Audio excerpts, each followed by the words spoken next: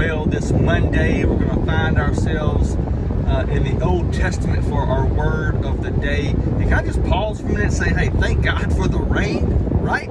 Boy, it dropped the temperature about 20 degrees, and that's a blessing. We're going to find ourselves in Deuteronomy chapter 6 and verse 7. And in Deuteronomy chapter 6, verses 4 through 9 is known as the Shema. And it's this declaration of the authority of God in the life of Israel.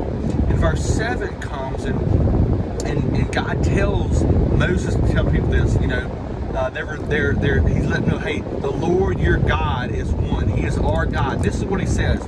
He says, repeat this to your children. Talk about it when you sit in your house, when you walk along the roads, when you lie down, and when you get up.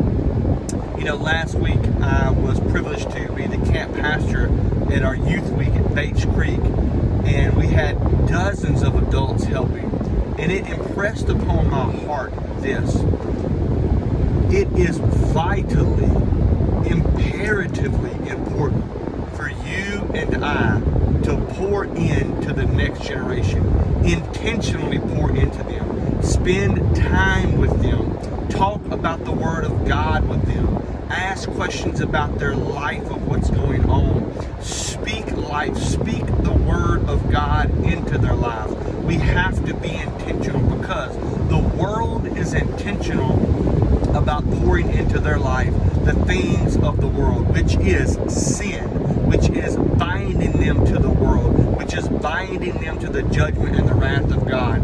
We, on the other hand, we are called to teach them the beauties and the majesties and the glory and the riches and the grace of God.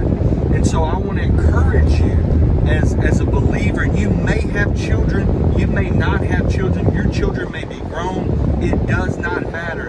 In your church, I want to encourage you, especially if you're a member of my church, find a young person, ask them about their day. One of the most blessed things, that the memory that my son, that Jackson has, is a guy named Val McCon, the great man of God. I did his funeral a few weeks ago at my old church in Louisiana.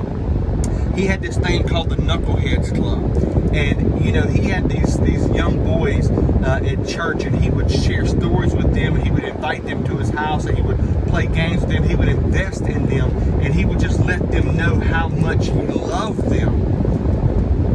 Church, we need more of that. We need people not complaining about the youth, but investing in the youth. So can you join with me and make a commitment to be a man, be a woman who pours into the lives of the children and the youth in the church today?